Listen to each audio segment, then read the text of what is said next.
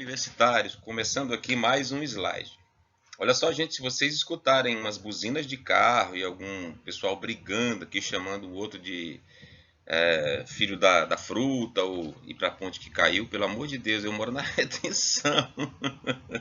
Então, e eu estou gravando durante o dia, né? Então já sabe que a rua aqui é muito movimentada, passa esses carros aqui buzinando. Se escutarem, esquece, tá? Presta atenção na aula.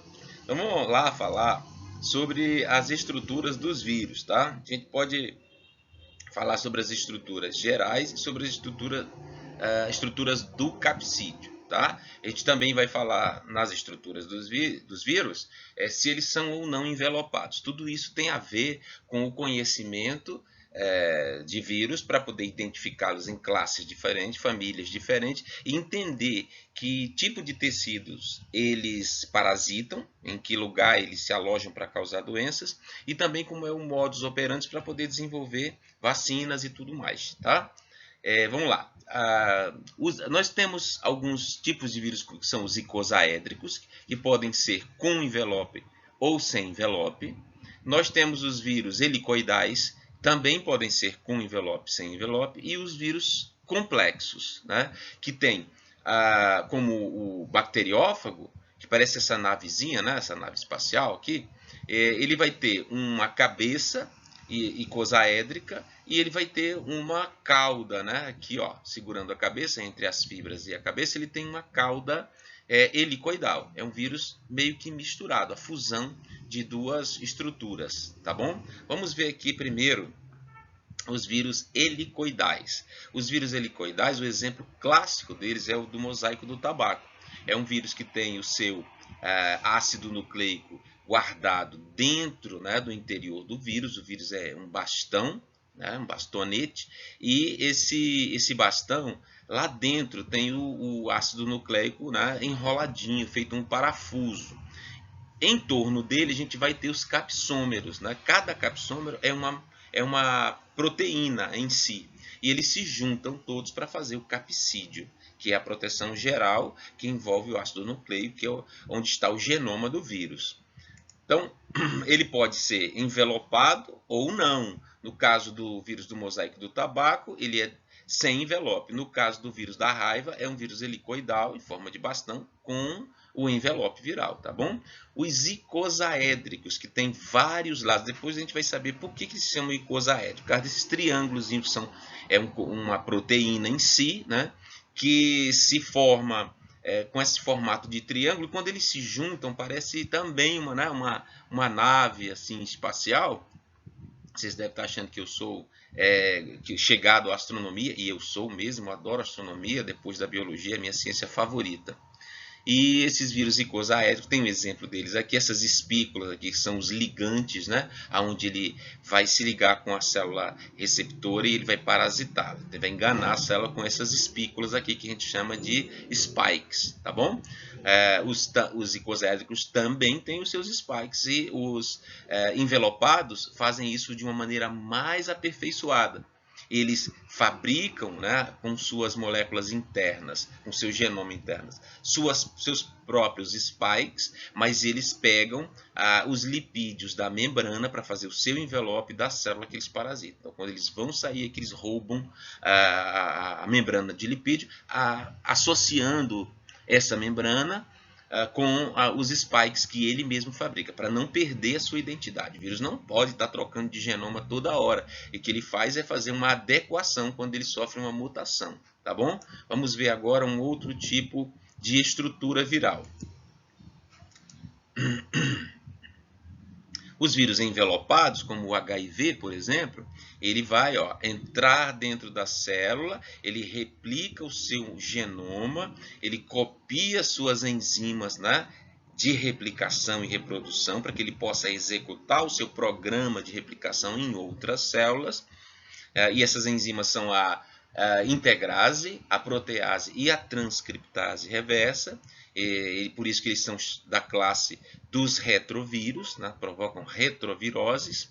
E o HIV, ele vai, quando sair da célula, roubar a membrana lipídica e associar a elas os seus spikes, né? Essas bolinhas vermelha e azul que você está vendo aqui no entorno do vírus, do seu envelope, para poder se identificar com a próxima célula, que são as células do sistema imunológico, os linfócitos T e B. O bacteriófago, né, o bacteriófago T4 e outros bacteriófagos são vírus de bactérias. Ele tem esse capsídeo aqui em cima, que é icosaédrico, e essa cauda aqui no meio, que é helicoidal. E essas fibras, onde ele pousa em cima da bactéria e vai injetar o seu material genético, que está na parte, vai passar da parte icosaédrica pela cauda, que é helicoidal, e ele vai injetar esse material lá dentro. A bactéria vai pegar esse material, vai replicar ele. Se a bactéria não estourar, não entrar em apoptose, ela vai entrar no período lisogênico de reprodução. Se o vírus romper a membrana da bactéria e matar a bactéria, aí ele vai estar passando pelo ciclo lítico, onde ele faz lise na célula, estoura a célula e o citoplasma extravasa, né, da membrana, e os vírus saem para parasitar outras células.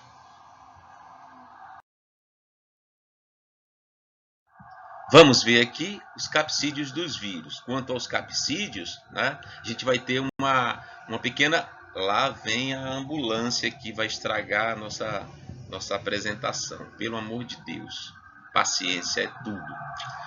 O capsídeo que cerca o ácido nucleico de um vírus é composto por subunidades chamadas de capsômeros. Tá? Dá para você ver aqui na transparência, né, que o envelope viral e os spikes. O capsídeo é essa parte verde que está aqui dentro, e cada uma desses compartimentos aqui é um capsômero, uma proteína em particular. Tem vírus que chega a ter de 700 a 900 proteínas capsômeros envolvendo o seu material nuclear, tá bom? Os capsídeos existem de 3 formas básicas. Eles podem ser helicoidais, poliédricos e complexos. Então, os helicoidais, os capsômeros de vírus helicoidais, encaixam-se como uma espiral para formar uma estrutura em forma de bastão. Como você viu, o vírus da raiva aqui, o inferior, que tem essas bolinhas laranja.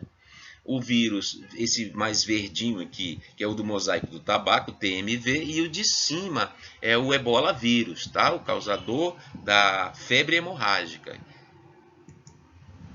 Então, a gente vai ver o próximo vírus aqui.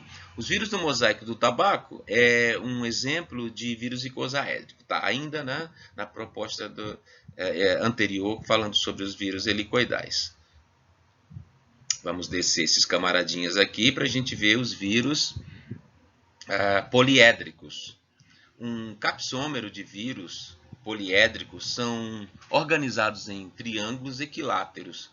A estrutura do vírus poliédrico, mais comum, tem 20 superfícies triangulares e por isso é chamado icosaédrico. Então, eles se encaixam para formar uma estrutura semelhante a uma cápsula geodésica, ou seja, com 20 lados, né, como a gente estava falando no slide anterior. Eles são poliédricos, né, tem muitos lados. Os vírus com essas muitas faces parecem quase esféricos, né? O adenovírus são exemplos de vírus icosaédricos, mas quando a gente vai dar uma olhadinha no microscópio eletrônico de tunelagem ou de tunelamento, a gente vai ver que essas proteínas formam estruturas triangulares. Quando a gente conta todas, dá 20 certinho. E tem um outro vírus que tem a cabeça, né? Como a gente está vendo aqui, ela é poliédrica, mas ele tem essa parte helicoidal aqui, que é a sua cauda, né? Vai ter uma bainha aqui embaixo, onde ele vai se conectar com a célula, e essas fibras aqui para equilibrar o vírus enquanto ele injeta o seu material genético. Vírus complexos são estruturas de combinação com uma porção helicoidal, chamada cauda, presa a uma porção poliédrica, chamada cabeça. Tá? Tá aqui o bacteriófago T4. Os bacteriófagos apresentam também uma bainha, uma placa basal, fixadora e fibras da cauda. Tá? Tudo isso já foi falado, né? Vamos lá. Muitos bacteriófagos são complexos, alguns têm mais estruturas além da cabeça e da cauda. Existe um bacteriófago, aquele que eu mostrei lá no tamanho dos vírus, lembra? Que ele é icosaédrico, ele não tem a cauda e nem as fibras. E aquele que parece um alfinete, né? Fininho de 800 por 10, que é o S13, também é um vírus de bactéria, só que tem uma estrutura diferente dessa daqui. Então, os vírus assim, né, formados com cabeça, com caudas, com fibras, bainhas e tal, são chamados de complexos, pela complexidade, pela mistura de estruturas que eles têm. Os globulares são os vírus redondinhos, né? Os vírus que roubam um pedaço da membrana da célula que ele parasita, com seus spikes, né, de ligação, que são as proteínas de identificação, que vão se conectar com as proteínas receptoras da membrana plasmática da célula que ele vai parasitar. Então, os envelopes virais contêm tanto fosfolipídios como proteínas. Então, os lipídios de um envelope viral vêm do hospedeiro, claro, da célula, né? Vírus não tem lipídios, mas as proteínas são codificadas pelo genoma viral, como eu falei anteriormente. Algumas dessas proteínas são glicoproteínas, ou seja, são proteínas ligadas com açúcares, tá? Muito parecido com os processos biológicos celulares da membrana, né? São as proteínas intermembranas, por isso que eles conseguem se ligar. A membrana que cerca o vírus envelopado, os vírus envelopados, é um pedaço da própria membrana citoplasmática da célula. Muito bem, o professor fez a lição de casa, né? Estou falando antes de entrar o texto, significa que eu estudei, né? Para preparar vocês, e é um exemplo que eu dou para que vocês também estudem, leiam, aprendam, senão decorar não vai levar você a lugar nenhum, você tem que aprender, tá bom? Que é para você passar no vestibular e também ser um cara esperto, não ser um bobão, mais um bobão aí, né?